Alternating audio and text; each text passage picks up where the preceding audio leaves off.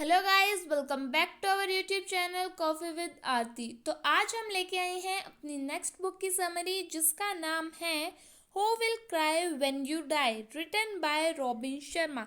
And it's a very interesting book guys, you should read it physically, just in physical form. Means physical book आपको read करनी चाहिए।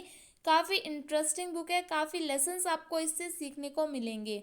तो author बोलते हैं कि अपनी लाइफ को एक ऐसे तरीके से जियो कि जब आपकी डेथ हो तो आपको कोई भी पछतावा, कोई भी रिग्रेट ना हो कि मैंने ये चीज़ करनी थी अपनी लाइफ में, ये नहीं की।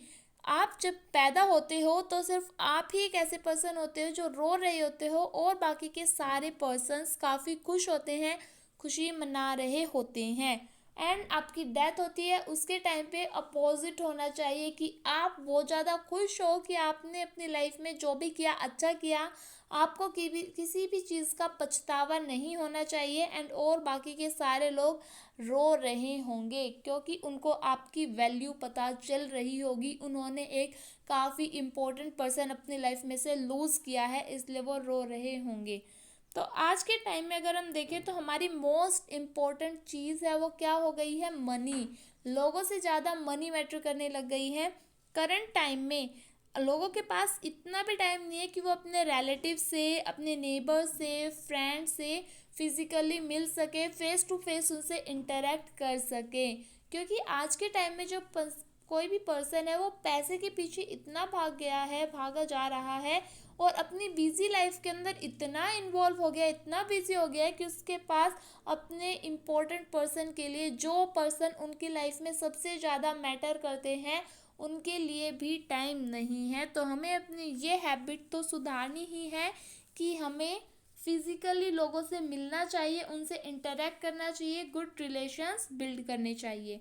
तो इस बुक के अंदर हम मेनली 4 लाइफ प्रिंसिपल्स के बारे में पढ़ेंगे, जो कि हमारा फर्स्ट प्रिंसिपल है डिस्कवर योर कॉलिंग। यहाँ पे कॉलिंग का मतलब है इकिगाई। इकिगाई का मेनली मीनिंग क्या होता है कि अपना मकसद, कि आपकी लाइफ जीने का मकसद क्या है, आप क्यों जी रहे हो, आपकी लाइफ में आपको क्या करना है, आपका गोल क्या है, एक एंड गोल क्या है।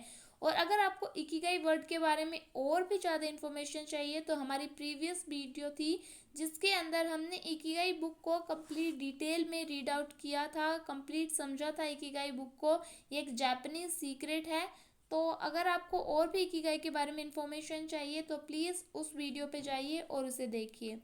सो ऑथर बोलते हैं कि सबसे पहले अपना इकिगाई फाइंड आउट कीजिए, देन एक टाइम पे एक ही चीज़ के ऊपर कंसंट्रेट कीजिए, अपनी प्रायोरिटी सेट कीजिए, अपने गोल्स को क्लियर कर कीजिए कि आपको क्या गोल अचीव करना है, क्या अकम्प्लिश करना है। और आज के टाइम पे हमारे पास लिमिटेड टाइम है कि हमारे मीन्स लिमिटेड टाइम हमारे पास, जो हमारी लाइफ में सबसे ज़्यादा मैटर करता है वही चीज़ हमें सबसे पहले करनी चाहिए। और नॉर्मैन ने भी बोला है कि जो लाइफ की ट्रेजेडी है वो डेथ नहीं है, बल्कि वो है कि जब हम जिंदा हैं हमारे अंदर क्या है। मीन्स आपकी डेथ, आप मर रहे हो, वो आपकी लाइफ की ट्रेजेडी नहीं है, बट आपकी लाइफ की ट्रेजेडी वो है कि आपने अपनी लाइफ में जो आप करना चाहते थे वो नहीं किया, और आप उस चीज़ को अपने अंदर ही दबाकर मर गए हो। ये आपकी लाइफ की सबसे ज़्यादा ट्रेजेडी है, सबसे बड़ी ट्रेजेडी है। तो इस ट्रेजेडी को आपको फॉलो नहीं करना है, आपको इस ट्रेजेडी को सॉल्व करना है, और आपके अंदर जो भी है उसको अकम्प्लिश करना है, उसको अचीव करना है। एंड नेक्स्ट ऑथर बोलते हैं कि हमें अपने एक्सपर्टाइज एरिया में ही काम करना चाहिए। अब सबसे पहले अपने हर्ट से पूछो कि हमारा टैलेंट क्या है, उस टैलेंट को पहचानो, उसके ऊपर काम करो, उस एरिया के ऊपर अपने एक्सपर्ट बनो उस एरिया के। इसी से आपकी लाइफ चेंज होगी, आप अपना गोल अचीव कर पाओगे। और be the change that you wish to see in the world, कि जो चेंज आप इस वर्ल्ड के अंदर देखना चाहते हो, सबसे पहले आपको वो चेंज अपने अंदर लाना होगा, तभी वर्ल्ड चेंज होगा। तो ये था हमारा mainly first principle. And come to our next principle which is every day be kinder to a stranger, कि अगर कोई भी अजनबी मिले हमें तो हमें उससे भी बहुत ही काइंड होना चाहिए, अच्छे से उससे बात करनी चाहिए, अच्छे से उससे इंटरेक्ट करना चाहिए। क्यों? क्योंकि जब हम दूसरों के साथ काइंड रहेंगे तभी तो कोई पर्सन हमारे साथ भी काइंडर होगा। क्योंकि आज के टाइम में काइंडनेस की बहुत ही ज़्यादा कमी हो गई है और ये काइंडनेस वाला फीचर हमें अपने अंदर बिल्ड करना होगा। And let us be kinder to one another, और हम सभी को एक दूसरे के प्रति, एक दूसरे के पर्सपेक्टिव से काइंडर होना होगा। क्योंकि जब एक पर्सन काइंड होगा तभी कोई दूसरा पर्सन काइंड होगा आपके तरफ। और बोला जाता है kindness is just like rent that we must pay to live on this earth, कि काइंडनेस को एक उस रेंट की तरह मानो जो हमें इस अर्थ के ऊपर रहने के लिए देना पड़ता है या फिर देना चाहिए।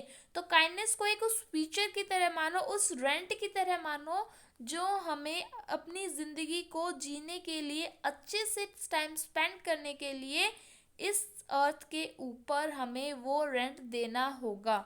तो हमेशा काइंड रहिए और हम दूसरों को भी काइंडनेस सिखाइए। Our next point is maintain your perspective, कि अपना जो आपका पर्सपेक्टिव है, आपका जो गोल है उसको मेंटेन करके रखिए। जैसे कि मैं आपको दो पेशेंट की स्टोरी बताती हूँ, कि एक ये काफ़ी पॉपुलर है, आपने और लोगों की वीडियोस में भी पढ़ी होगी, सुनी होगी ये स्टोरी। ये स्टोरी काफ़ी पॉपुलर है। जैसे कि दो पर्सन होते हैं, एक हॉस्पिटल के अंदर दो पर्सन, दोनों सिमिलर मीन्स एक ही रूम में दो बेड के ऊपर अलग अलग लेटे हुए होते हैं। एक पर्सन होता है वो ब्लाइंड होता है, किसी एक्सीडेंट में उसकी आंखें चली जाती है और उसका ऑपरेशन हुआ होता है उसकी आंखों का, कि वो ठीक हो जाएगा, बट उसको अभी भी लग रहा होता है कि वो कभी भी इन चीज़ों को नहीं देख पाएगा। उसकी जो विल पावर थी वो बिल्कुल लो जा चुकी थी। वहीं पे दूसरा पेशेंट होता है जो हार्ट पेशेंट और ब्लाइंड दोनों होता है। वो डेली क्या करता है कि, और उसकी आंखें भी मीन्स वो शुरू से ही अपनी, मीन्स जब से उसका जन्म हुआ है तभी से वो ब्लाइंड है, तो उसकी आंखें भी वापस आने का कोई चांस नहीं है। उसको हार्ट की बीमारी होती है, इसलिए वो उस हॉस्पिटल में होता है, उसको हार्ट अटैक की प्रॉब्लम होती है।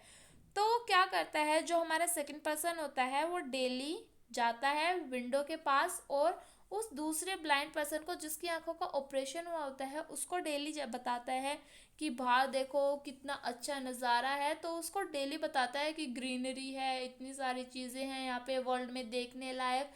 तो इससे क्या मिलता है कि जो फर्स्ट पेशेंट था उसको विल पावर, उसको मोटिवेशन मिलता है कि हाँ मुझे भी जल्द से जल्द ठीक होना है, मुझे भी वो सारी चीज़ें देखनी है, उनको एक्सपीरियंस करना है। तो उसकी जो विल पावर है वो काफ़ी इंक्रीज़ हो जाती है देखने की, और इसी वजह से वो जल्द से जल्द देखने की कोशिश कर रहा होता है, जल्द से जल्द रिकवर करने के लिए अपने आप को बिल्डअप कर रहा होता है। तो एक दिन जो हमारा सेकंड पेशेंट होता है उसकी डेथ हो जाती है रात को ड्यू टू हार्ट अटैक। तो रात को उसकी डेथ हो जाती है, सुबह आके नर्स उसको देखती है कि उसकी डेथ हो गई। और फिर जो ब्लाइंड पर्सन था जिसकी आंखों का ऑपरेशन हुआ था उसके बोलते हैं कि आज आपकी पट्टियाँ हटने वाली है। और वो पूछता है पहले कि ये साइड में मेरे एक पर्सन था वो कहाँ गया, जब उसकी पट्टियाँ सबसे पहले खुलती है तो वो यही क्वेश्चन पूछता है। तो वो बताती है नर्स कि वहाँ पे जो पर्सन था उसको रात को हार्ट अटैक की प्रॉब्लम आई और उसकी डेथ हो गई। उसको काफ़ी रिग्रेट और काफ़ी बुरा लगता है उसको। और फिर वो देखता है कि मेरा फ्रेंड ना, मीन्स जो मेरे साइड में पेशेंट था उसका फ्रेंड तो बन ही गया होता है क्योंकि उसके सारी इन्फॉर्मेशन देता आउटसाइड वर्ल्ड की। तो बताता है कि ना वो पर्सन था, कि वो पर्सन ना मेरे को इतनी सारी चीज़ें बताता था वर्ल्ड के बारे में, इस विंडो के बारे में इतनी अच्छी अच्छी चीज़ें हैं, तो मैं भी उनको देखना चाहूँगा, मुझे भी देखनी है वो सारी चीज़ें। तो वो जाता है विंडो के पास और देखता है, तो वो क्या देखता है, विंडो के बाहर कुछ नहीं होता, सिर्फ एक सामने वाली बिल्डिंग और उसके बीच में जो थोड़ा सा गैप होता है बस वही होता है, और सामने वाली बिल्डिंग की वॉल होती है। बाहर उसको कुछ ऐसा नहीं दिखाई देता जो उसके फ्रेंड ने बताया था, जो दूसरे पेशेंट ने बताया था उसको। फिर वो उस नर्स से पूछता है कि मेरा फ्रेंड तो ऐसी ऐसी चीज़ें बताता था मेरे को, वो ये सारी चीज़ें तो नहीं है यहाँ पे, ये वॉल कब बनी।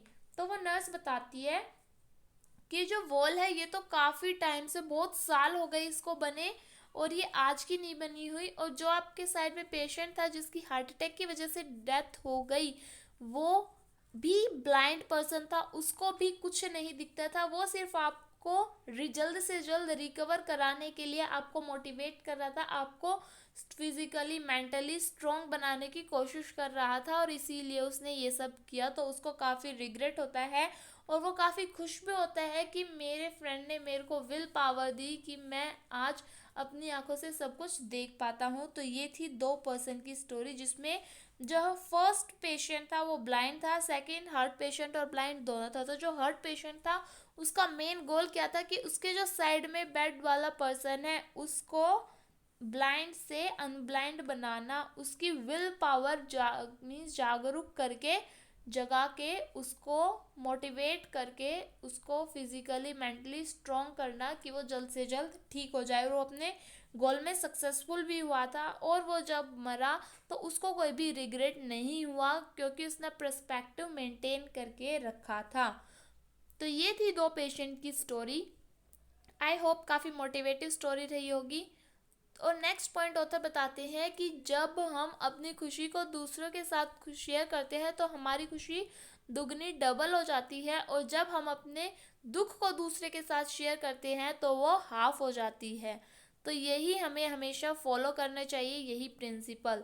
एंड ऑथर बोलते हैं कि हम जब भी अपने घर, ऑफिस से घर वापस जाएं या फिर कहीं भी बाहर गए हों, बहुत ज़्यादा स्ट्रेस्ड हो और घर पे जाएं, उससे पहले हमें हमेशा 10 मिनट का ब्रेक लेना चाहिए, अपने आप को रिलैक्स करना चाहिए, ताकि हम अपने ऑफिस की फ्रस्ट्रेशन अपने घर वालों के ऊपर ना निकालें। तो ये काफ़ी इम्पोर्टेंट हमारा पर्सपेक्टिव होना चाहिए। ये था हमारा third principle. And our fourth and last principle is recruit a board of director. कि जैसे कंपनी के अंदर बोर्ड ऑफ डायरेक्टर्स होते हैं, ऐसे ही आपको अपनी लाइफ के अंदर भी कुछ बोर्ड ऑफ डायरेक्टर्स को रिक्रूट कर लेना चाहिए। अब आप सोचोगे बोर्ड ऑफ डायरेक्टर्स कहाँ से लाएं, तो अभी हम आपको बताएंगे। सबसे पहले आपको क्या करना है, आपको कोई भी प्रॉब्लम हो उसको सॉल्व करने के लिए आपको डायरेक्टर्स, बोर्ड ऑफ डायरेक्टर्स चाहिए ना, बीओडी चाहिए। तो सबसे पहले अपनी जो भी प्रॉब्लम्स है उनको एक पेज के ऊपर लिख लो, एंड देन उनको कैटेगराइज करो कि किस टाइप की वो प्रॉब्लम्स है। फर्स्टली तो जब आप उनको अपनी प्रॉब्लम्स को एक पेज के ऊपर लिखोगे तो आधी प्रॉब्लम्स तो आपकी पेज के ऊपर लिखते ही सॉल्व हो जाएंगी।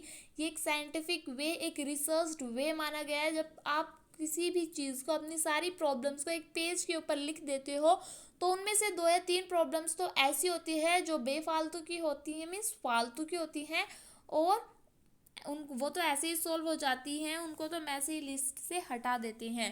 देन जो आपकी बची हुई प्रॉब्लम्स है उनको कैटेगराइज करें कि वो किस मैटर की, किस टाइप की है, कि पर्सनल है, ऑफिशियल है, कैसी है, किस सब्जेक्ट से रिलेटेड है। देन उससे रिलेटेड, उस फील्ड से रिलेटेड एक एक्सपर्ट एडवाइस लिया। अब आप एक्सपर्ट्स कहाँ से लाएंगे, तो बुक्स, काफ़ी बुक्स लिखी हुई है। जो एक्सपर्ट पर्सन होते हैं, काफ़ी फेमस मनी माइंडेड पर्सन होते हैं, उनके पास इतना टाइम तो होता नहीं है कि वो आप हर एक को आके एडवाइस देंगे। तो वो क्या करते हैं, अपनी लाइफ में बुक्स लिखते हैं ताकि उनकी बुक्स करोड़ों लोगों तक, मिलियन बिलियन लोगों तक पहुंच सके और वो उनको अपनी एडवाइस दे सके। तो उससे रिलेटेड बुक्स पढ़िए, और फिर उन बुक्स के अंदर आपको डेफिनेटली कोई ना कोई आंसर, कोई ना कोई सॉल्यूशन अपनी उस प्रॉब्लम का मिल ही जाएगा। जैसे कि एग्जांपल ले, अगर आपको कोई भी स्टॉक मार्केट से रिलेटेड कोई भी प्रॉब्लम है तो वॉरेन बफेट की बुक पढ़िए, क्योंकि वॉरेन बफेट स्टॉक मार्केट के किंग कहे जाते हैं, बादशाह कहे जाते हैं। तो उनकी बुक पढ़िए, आपको उनसे काफ़ी एडवाइस मिलेगी, काफ़ी हेल्प मिलेगी, और आपकी जो प्रॉब्लम थी उसका सॉल्यूशन आपको डेफिनेटली वॉरेन बफेट की बुक से मिल ही जाएगा। तो ऐसे ही आपको जिस भी टाइप की प्रॉब्लम हो उसी टाइप की बुक्स पढ़िए और ऑथर से एडवाइस लीजिए। एंड अपनी लाइफ को, लास्ट में हम कहना चाहेंगे कि अपनी लाइफ को फुली जिए, ताकि आप जब मरे, आपकी जब डेथ हो तो आप खुशी खुशी मरे, आपको कोई भी रिग्रेट ना हो। एट लास्ट मैं आपको कहना चाहूँगी कि इन चारों प्रिंसिपल्स को अपनी लाइफ में फॉलो कीजिए एंड अपनी लाइफ को हैप्पी लाइफ बनाइए। And thanks for watching our video. If you liked our video so please hit the like button, and if you dislike it so please hit the dislike button. We have no problem regarding it, but please give your opinion, it should be must, because your opinion help us and motivate us to make another videos and another subject videos. Thanks for watching our video.